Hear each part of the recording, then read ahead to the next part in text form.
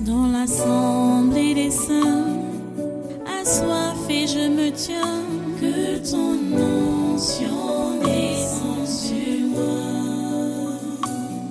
Conscient que mon destin est dans le creux de ta main, que ton onction descende sur moi. Je suis disposé, assoiffé, que ton onction descende sur moi. Je suis disposé, assoiffé, que ton onction descende sur moi.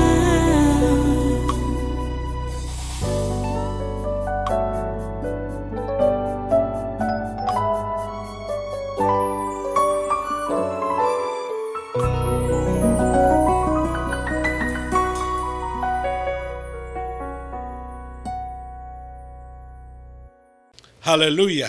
Merci Seigneur. Voilà, aujourd'hui, prends dans Matthieu chapitre 5. Matthieu chapitre 5. Je vous disais pendant le séminaire, avant de clôturer, que on aura à revenir aujourd'hui, ce sera beaucoup plus la lecture de plusieurs passages qui nous enseignent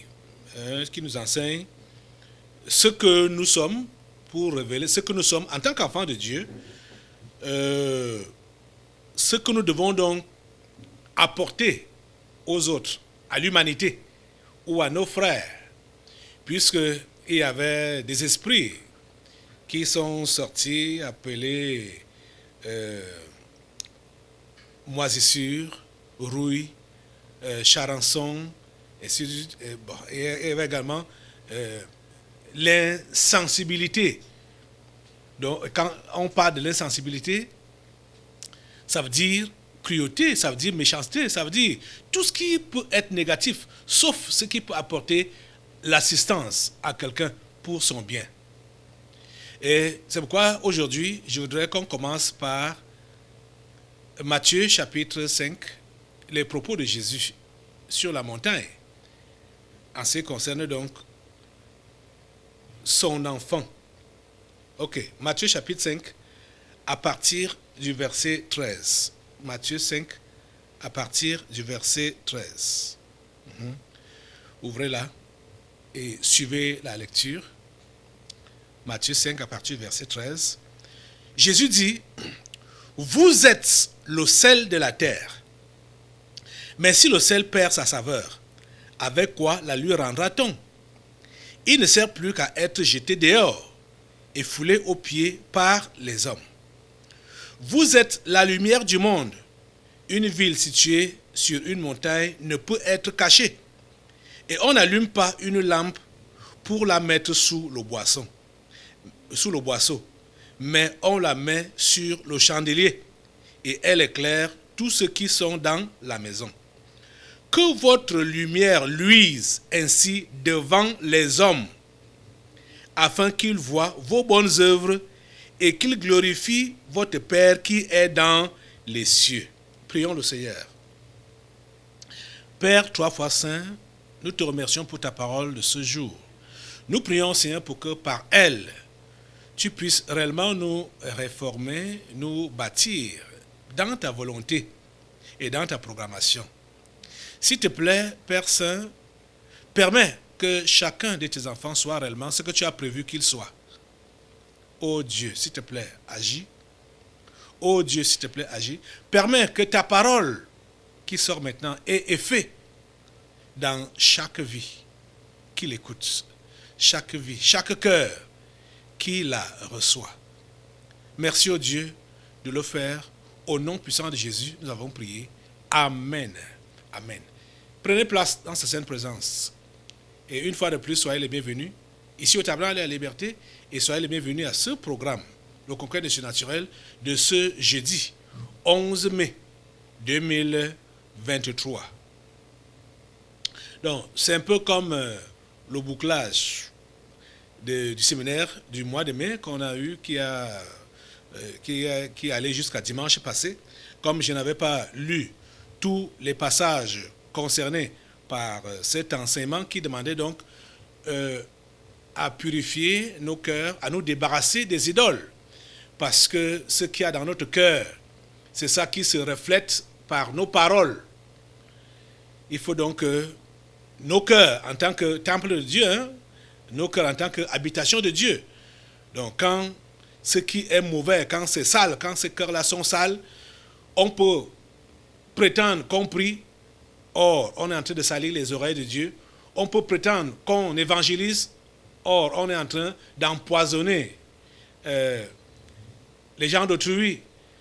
Donc il faut se débarrasser de ces idoles-là, purifier les cœurs, afin de pouvoir donc être utile non seulement à Dieu, mais à notre prochain aussi. Voilà. Et vous voyez que le texte qu'on vient de lire maintenant là, dans Matthieu chapitre 5, versets 13 à 16, va également dans le même sens, parlant que nous sommes le sel. Peut-être il faut que nous puissions d'abord lire un des passages qu'on a eu à lire pendant le programme Colossiens chapitre 4 verset 6. Colossiens chapitre 4 verset 6. Repartons un peu dans ce passage-là.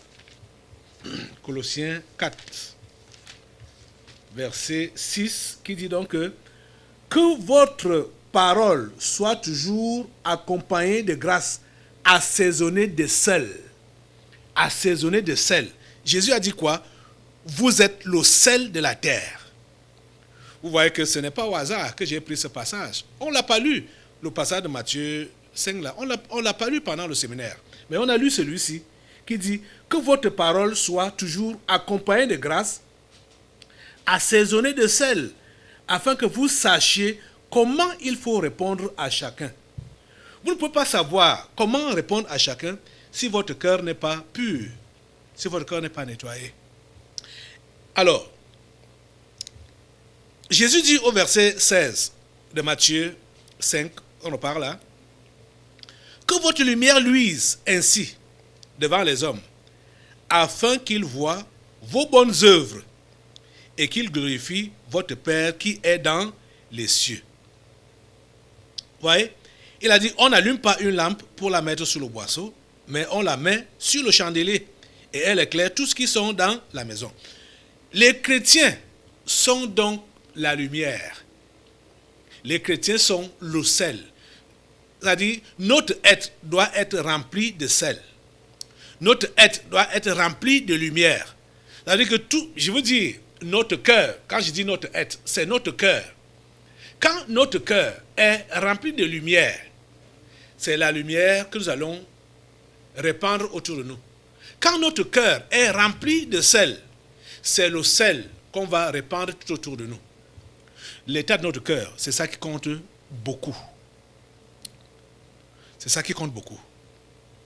Regardez, Jésus nous fait comprendre ici que le monde nous observe, le monde nous regarde. Chrétien, j'aimerais que tu comprennes vraiment que tu ne dois pas être égoïste, tu ne dois pas être insensible. Tes réactions, tes paroles, tes actions, quand tu veux poser ça ou tu poses ça, regarde autour de toi, les gens te regardent. Les gens te regardent.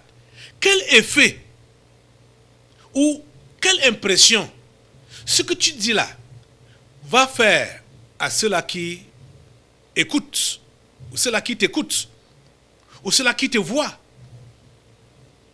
Oh mon Dieu. J'ai pitié de ceux-là qui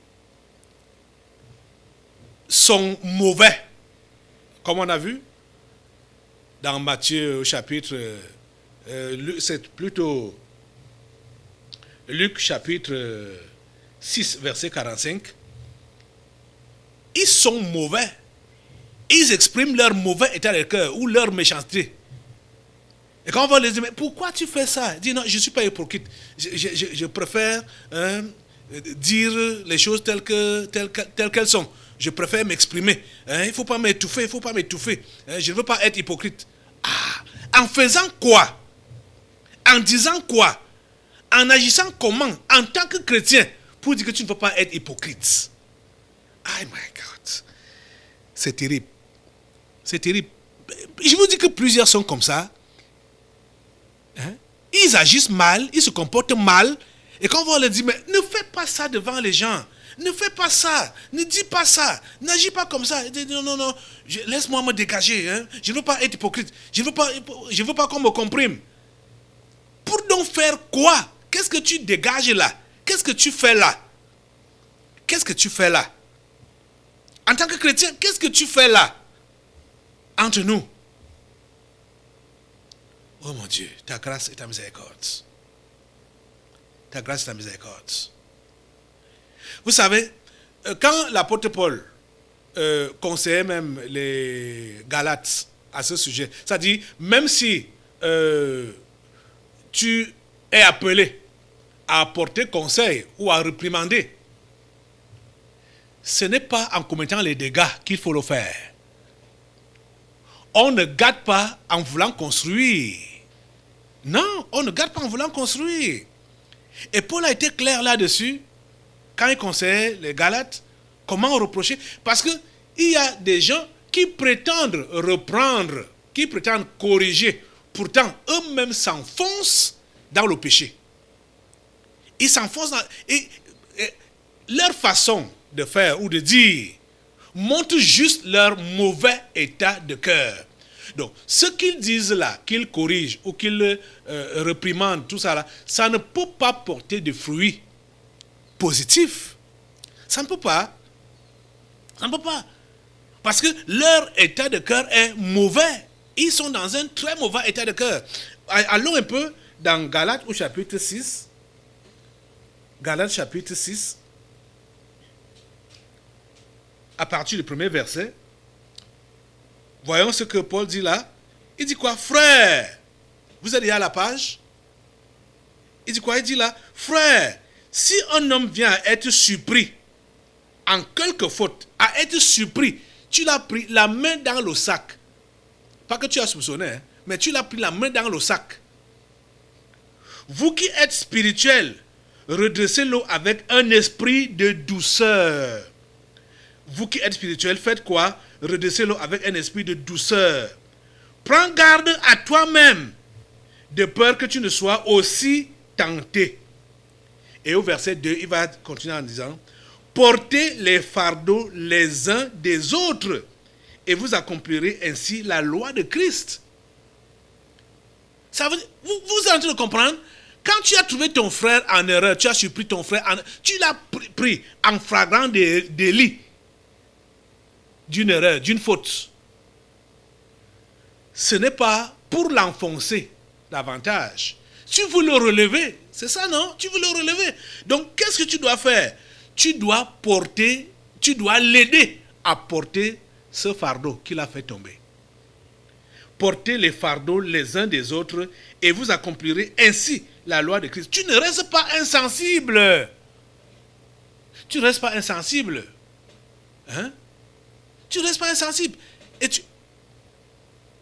Et au verset 3, il continue en disant, si quelqu'un pense être quelque chose, quoi qu'il ne soit rien, il s'abuse lui-même. Verset 4, que chacun examine ses propres œuvres, et alors il aura sujet de se glorifier pour lui seul, et non par rapport à autrui. Il n'y a pas à faire de comparaison ici. Il n'y a pas à faire ce n'est pas à faire de comparaison. Je pêche moins que toi, je suis plus saint que toi, je suis ceci, ça. Ce n'est pas ça. Ce n'est pas ça. Car ici, non, ici, là, toi, tu as exagéré. Moi, je ne fais pas ça, machin, tout ça. Vous voyez, finalement, plusieurs vont se rendre comme ce pharisien qui était dans le temple avec le publicain. Dans leur prière. Oh Dieu, je te rends grâce de ce que tu as fait de moi, ce que je suis là. Je ne suis pas comme ce publicain. Voilà, c'est un bandit, un voleur. Moi, je fais ceci, je fais cela. Ce n'est pas ça la chrétienté. Ce n'est pas ça la chrétienté. Vous comprenez? Ce n'est pas ça la chrétienté. Nous devons faire attention de comment nous nous comportons, de comment nous parlons, comment nous agissons, comment nous marchons là-bas dehors, ou même chez nous. Je l'ai toujours dit ici, et je vous ai toujours interpellé, qu'il n'est pas bienséant d'entendre les éclats de voix dans une famille chrétienne. Ce n'est pas bienséant. Ça ne donne pas. Ce n'est pas motivant. N'en parlons pas donc des chamaillements même dehors. Un chrétien qui se chamaille dehors. Ah mon Dieu. Dans son lieu de service, au marché ou à l'école, au marché. Ce n'est pas bienséant, ce n'est pas chrétien. De voir le chrétien dans les chamaillements, dans les querelles, dans les bagarres, ce n'est pas chrétien. Ce n'est pas un bon témoignage. Ce n'est pas un bon témoignage. Même s'il y a quoi, même si tu es devant quoi, ou devant n'importe quelle situation, tu as besoin de te retenir. Vous comprenez? La maîtrise de soi, celui qui a la maîtrise de soi, je crois les proverbes disent que il est plus fort que celui qui remporte les villes. Vous comprenez? Parce que quand tu arrives à te contenir, tu es capable de contenir les autres. Tu es capable d'apaiser les autres. Si tu ne peux pas avoir la paix, arriver à garder ta paix, est-ce que c'est la paix des autres que tu pourras garder, que tu pourras contenir? Tu ne pourras pas. Tu ne pourras pas. Et nous sommes donc là. Le Seigneur nous brandit comme des modèles. Il nous brandit comme ses outils. Il nous brandit comme, comme ses ouvriers, comme ses ministres. Il nous brandit pour que nous puissions travailler pour son compte. Le sel de la terre et la lumière du monde. Voilà le chrétien véritable. Tu sais, si tu écoutes ce message et tu te rends compte que tu es quelqu'un qui est colérique, toujours emporté, bagarreur ou qui ne laisse rien passer, ne tolère rien, ne pense pas que tu vas commencer à faire des efforts pour te contenir. Ce dont tu as besoin maintenant, à l'heure actuelle où je te parle, c'est d'accepter Jésus-Christ comme ton Seigneur et Sauveur personnel, en te repentant de tous les dégâts que tu as eu à faire par ta colère, par tes emportements et tout ça là, et prendre l'engagement devant Dieu pour lui dire plus jamais ça. À partir d'aujourd'hui, je deviens ton enfant et plus jamais ça. Pour ceux qui ont pris Jésus comme leur Seigneur et Sauveur personnel et qui se voient encore emportés dans ces écarts de conduite, ça veut dire qu'ils ont rétrogradé. Et c'est malheureux de le dire ainsi et de pouvoir constater que plusieurs sont des rétrogrades. Ils ont arrêté leur course chrétienne depuis fort longtemps. C'est ça qu'on était en train de voir pendant le séminaire. Qu'il faut donc nettoyer les cœurs, enlever ces idoles, enlever ces souillures, ces pourritures et refaire le culte avec Dieu, c'est-à-dire rétablir le culte avec Dieu, rétablir la communion avec Dieu. Ta communion avec Dieu. Regardez, les amis, Jésus compte sur nous, Dieu compte sur nous, et regardez qu'il ne nous a pas placés devant une personne ou devant deux personnes. Notre responsabilité n'est pas devant une personne physique ou deux personnes, ou bien une petite famille, ou bien un petit quartier. Il dit, voyez bien le verset 13, il dit, vous êtes le sel de la terre. Il nous a donné la charge pour la terre entière. Vous êtes le sel de la terre. Ça veut dire que partout où tu es, tu dois tout faire pour avoir un bon assaisonnement par tout ce qui sort de ta bouche. Ça doit être un bon assaisonnement. Mais si le sel perd sa saveur, avec quoi la lui rendra-t-on? Vous voyez que ce verset 13 et cette question que Jésus pose nous fait comprendre qu'il peut arriver que cette saveur, la saveur du sel, se perde. Mais si c'est dans le cas, elle sera rendue avec quoi? Elle sera restituée avec quoi? Oh Dieu, ta grâce. Oh Dieu, ta grâce. Et il dit, il ne sert plus qu'à être jeté dehors et foulé aux pieds par les hommes. Vous voyez donc, pour ceux-là qui persévèrent avec un mauvais état de cœur, vous êtes en train de comprendre que vous êtes en train de signer votre condamnation. Vous êtes en train de signer votre rejet. Vous serez jeté dehors. Vous voyez? Autant se ressaisir maintenant. Et autant se ressaisir maintenant.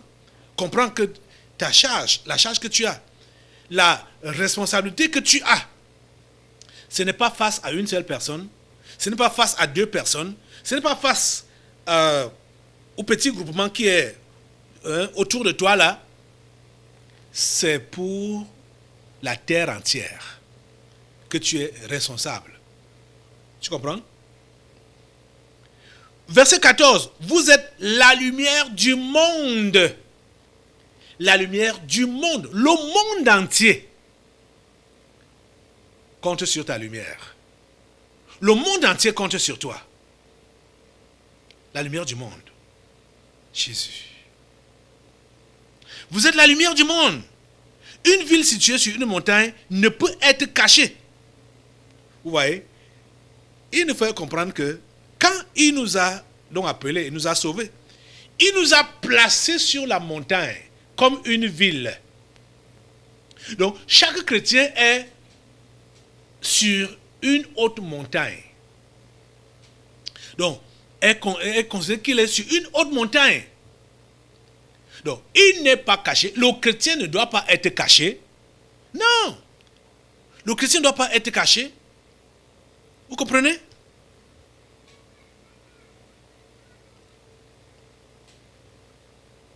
Vous êtes la lumière du monde. Une ville située sur une haute montagne ne peut être cachée. Et on n'allume pas une lampe pour la mettre sous le boisson, sous la table. Hein? On n'allume pas une lampe pour la mettre sous la table. Tu n'as pas été allumé pour être mis sous la table. Mais on la met sur le chandelier, porte-lampe. C'est même plus élevé que la table. Et elle éclaire tout ce qui sont dans la maison. Tu comprends? Oh mon Dieu, ta grâce.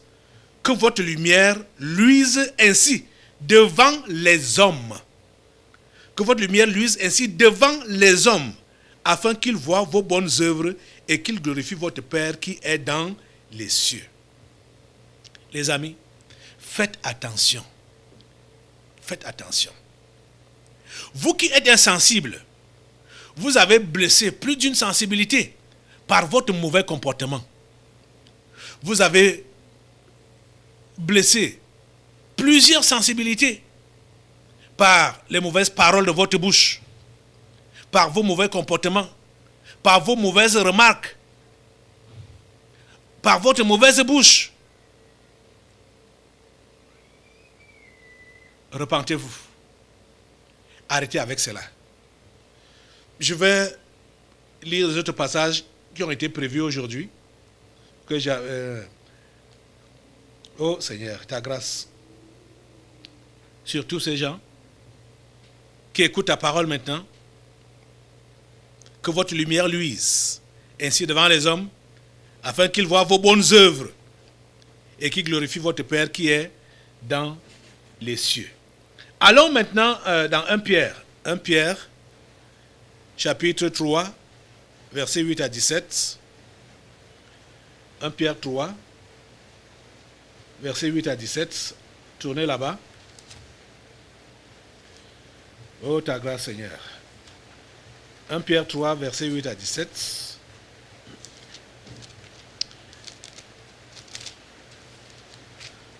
Voilà, il est dit, 1 Pierre 3, verset 8 à 17, ça dit ceci. Enfin, Soyez tous animés des mêmes pensées et des mêmes sentiments, pleins d'amour fraternel, de compassion, d'humilité. Ne rendez point mal pour mal ou injure pour injure. Bénissez, au contraire, car c'est à cela que vous avez été appelés, afin d'hériter la bénédiction. Si quelqu'un, en effet, veut aimer la vie et voir des jours heureux, qu'il préserve sa langue du mal et ses lèvres des paroles trompeuses, qu'il s'éloigne du mal et fasse le bien, qu'il cherche la paix et la poursuive. Car les yeux du Seigneur sont sur les justes et ses oreilles sont attentives à leurs prières. Mais la face du Seigneur est contre ceux qui font le mal. Et qui vous maltraitera si vous êtes zélés pour le bien? D'ailleurs, quand vous souffririez pour la justice, vous seriez heureux. N'ayez d'eux aucune crainte et ne soyez pas troublés, mais sanctifiez dans vos cœurs Christ le Seigneur, étant toujours prêt à vous défendre avec douceur et respect devant quiconque vous demande raison de l'espérance qui est en vous. Écoutez bien, étant toujours prêt à vous défendre, même si c'est au niveau de la défense, étant toujours prêt à vous défendre avec douceur et respect devant quiconque vous demande raison de l'espérance qui est en vous. Même s'il s'agit de vous défendre, ce n'est pas avec brutalité, c'est avec douceur. J'ai dit à tous les niveaux, que ce soit en famille, que ce soit dehors, quand vous voulez vous défendre, c'est avec douceur. C'est avec douceur. Parce que le texte, qu'on a pris là, tout au début, il a donné des conseils aux femmes qui sont mariées à des non-croyants, comment se comporter. Et il continue avec tous ces conseils-ci. Donc, même quand il s'agit de se défendre, c'est avec douceur. C'est avec douceur et respect. Avec douceur et respect. Vous voyez, vous n'allez pas réclamer vos droits ou réclamer votre raison avec brutalité, en tapant la main sur la table, en bouleversant les choses dans la maison, en criant, en machin, tout ça là. Ce n'est pas ça. Ce n'est pas comportement chrétien là-bas. Ce n'est pas chrétien là-bas. Vous comprenez ça? Alléluia. On continue avec d'autres passages bibliques. Allons maintenant dans Hébreux chapitre 10. Hébreux chapitre 10. À partir du verset 19. Hébreux 10, à partir du verset 19. Pour Hébreux, vous partez en arrière de 1 Pierre là qu'on venait de lire. Hébreux 10, verset 19 à 24, nous lisons. Ainsi donc, frères, puisque nous avons au moyen du sang de Jésus une libre entrée dans le sanctuaire, par la route nouvelle et vivante qu'il a inaugurée pour nous au travers du voile, c'est-à-dire de sa chair. Et puisque nous avons un souverain sacrificateur établi sur la maison de Dieu, approchons-nous avec un cœur sincère, dans la plénitude de la foi, des cœurs purifiés d'une mauvaise conscience et le corps lavé d'une eau pure. Retenons fermement la profession de notre espérance, car celui qui a fait la promesse est fidèle. Veillons les uns sur les autres pour nous exciter à la charité et aux bonnes œuvres. Vous voyez à quoi nous sommes appelés? À veiller les uns sur les autres pour nous exciter à la charité et aux bonnes œuvres. Mais quels sont les commentaires que vous avez souvent l'habitude de tenir vis-à-vis des autres? Soit c'est pour critiquer, soit c'est... Oui, surtout pour critiquer. Ce n'est pas pour s'encourager les uns les autres à pratiquer les bonnes œuvres. C'est pour se critiquer. Tu as vu tel, surtout au milieu des femmes là, tu as vu tel. Quelqu'un va porter son habit, on va analyser son habit et faire les commentaires sur ça. Quelqu'un va porter la chaussure, on va analyser et faire les commentaires sur ça. Les amis, il faut arrêter avec ça. Il faut arrêter avec ça. Il faut s'exciter aux bonnes œuvres. Encourager les uns et les autres à bien se comporter. Encourager les uns et les autres à se nourrir de la parole.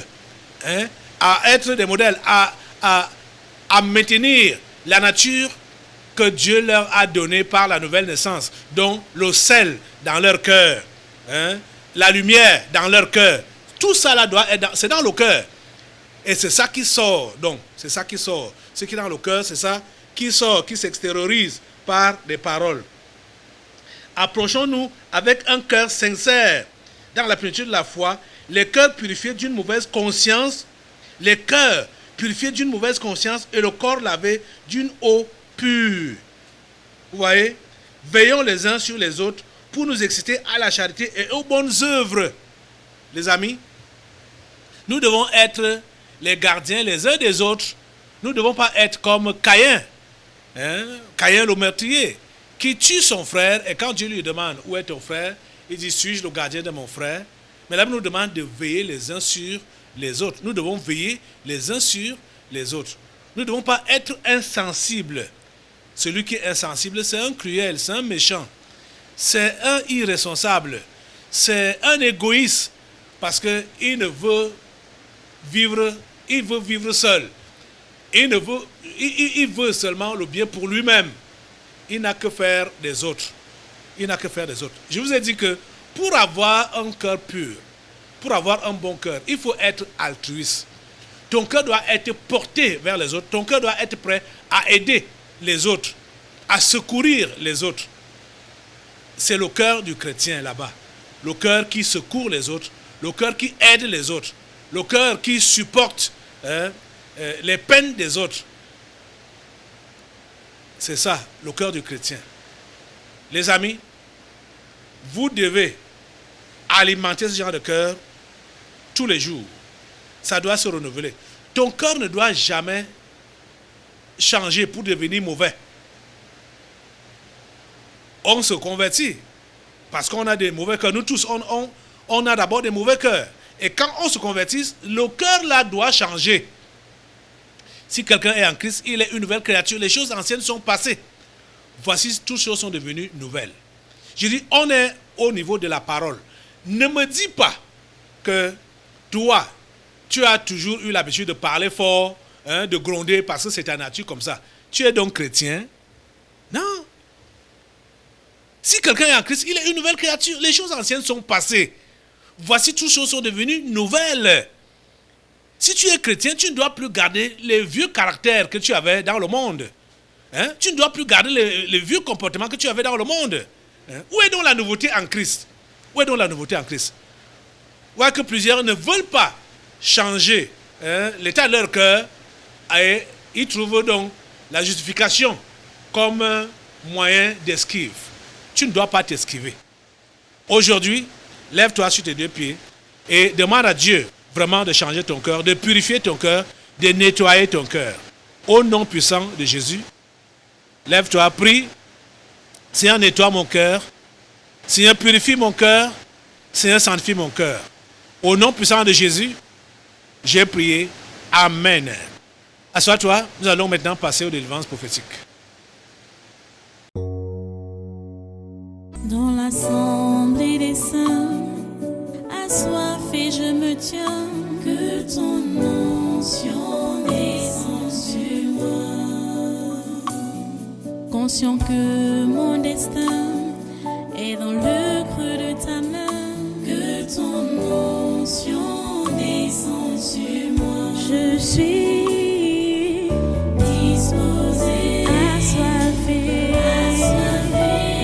que ton onction descende sur moi. Je suis disposé, assoiffé, que ton onction descende sur moi.